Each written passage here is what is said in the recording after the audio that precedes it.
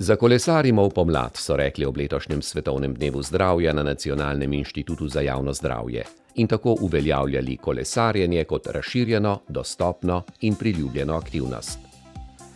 Kolesarji Kolesarskega kluba Lendava, Zavoda za turizem in razvoj Lendava, občani in zaposleni na inštitutu so tako kolesarili. Od centra Muranija v Čentibi do Bukovniškega jezera v občini Dobrovnik. Za varnost so poskrbeli lendavski policisti.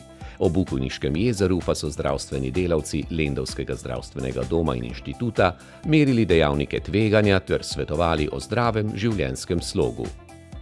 Dobrovniški župan Marjan Kardinar jim je zaželel dobrodošlico, jih povabil k saditvi lip ob jezeru in na prireditve.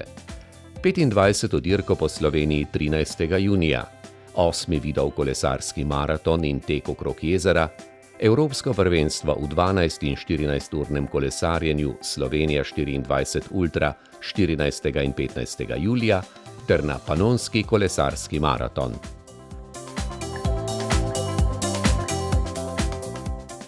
In tako so združeni ustanove in občina pokazali, kako naj bi skrbeli za zdravje, zdravo okolje in čist zrak.